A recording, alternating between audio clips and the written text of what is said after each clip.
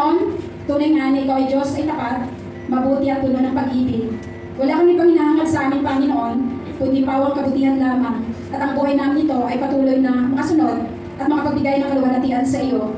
Kaya sa umagang ito, ang aming pasasalamat, ang aming pagpupuri, ang aming pagdakila, Panginoon, ay patuloy na ipagkaloob mo sa aking buhay, O God.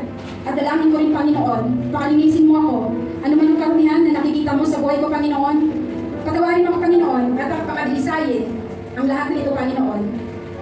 Naway, sa mga pakinig ng aking ituturo ng mga salita na nagmumula sa iyo, na bukas sa kanilang mga puso sa pagtanggap ng iyong mga salita. At naway, at ito, alam ko po na hindi madali na makasunod talaga sa kalooban ng ating Panginoon. Madaling sabihin, kasi ang pagsunod sa kalooban ng ating Panginoon, nag-require ito ng sacrifice. Kailangan natin ng determination. At higit sa lahat, kailangan natin ng matibay at matatag na pananampalataya sa ating Panginoon.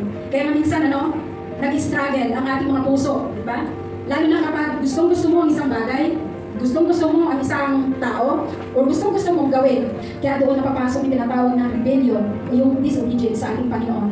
Pero kagaya ng sinabi ko kanina, walang ibang hinahangad ang ating Panginoon sa buhay ng bawat isa sa ating mga kapatid, kundi tayo ay mapabuti. Mapabuti ang buhay ng bawat isa sa atin. At nais ng Panginoon sa journey ng buhay natin ito, tayo ay makakarating sa finish line pagdating ng takdang panahon.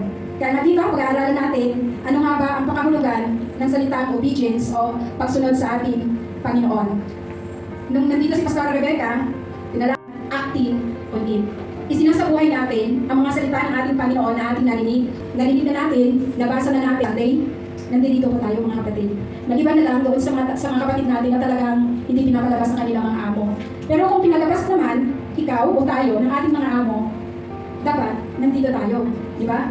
Hindi pwedeng, Lord, kailangan ko kasi ng pera, matindi ang pangangailangan ko sa Pilipinas. Kailangan ko munang mag-sideline. Hindi ba sideline part-time ang tawag doon, part-time o yung trabaho. Siguro maintindihan naman ako ni Lord. Sa pagsunod natin sa Panginoon mga kapatid, hindi natin kailangan ng excuses. Maraming. First, the kingdom of God and His righteousness, and all these things shall be added unto you or unto us. Kapag hinuna natin siya, lahat ng mga pangangailangan natin, kaya niya ibigay. Kapag sinabi na sa ng ating Panginoon, huwag kang maghigante, akin ang paghihigante. Diba? Sumunod po tayo. Eto ba tayo? Kapag sinabi ng Panginoon, huwag kang maghigante, ay hindi. Galit na galit ako. Ipupost ko talaga siya para yung nagwawala yung puso mo, O di kaya ay makikita niya yung tindi ng galit ko. Di ba? Mga kapatid, hindi ka lang nais ng ating Panginoon. Ipaubayan natin sa Panginoon. Walang imposible sa Kanya. Sabi niya, akin ang paghihigante. Or ako nang bahala doon. Sabi ng Panginoon, basta tayo, tumali lang tayo. Di ba kapag sinabi ni Lord, share the word of God. Ay, ligtas na ako. Bahala sila dyan. Basta ako, ligtas rin. Di ba? Huwag tayong maging sakim or selfish. Kapag nakikita natin yung mga taong sa labas na naliligaw, di ba? Dito, lupay-pay, lutang, sabi ng nakaraan, sabi ng iba, magkakaroon tayo ng compassion, magkakaroon tayo ng awa. Kung paano rin tayo itinuwin ng ating Panginoon, kung paano rin tayo iniligtas ng ating Panginoon, nangangailangan din sila ng ganyan mga kapatid. Kaya ang salita ko, upang sa ganon, di ba? Marami ang maliligtas pagdating ng takdang panahon. Ano ba? Pangalawang pangahulugan niya, it implies aligning our will to God, God's will, doing what God has asked to do. Naka-align dapat, or nasusunod dapat, ang kalooban ni Lord at hindi ang sarili nating kalooban. Sa lahat ng mga plano natin, pangarap natin, desisyon na gagawin natin, dapat ito ay naka-align lagi sa ating Panginoon. Sa mga single, kasama na ako doon, para naman doon.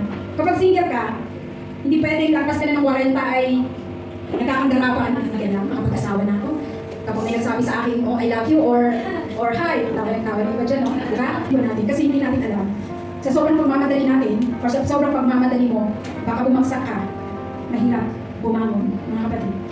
Palagi, ipaalin natin sa Panginoon. Babawi naman ako sa mga asawa, kanina sa mga single, diba? Sa mga asawa naman.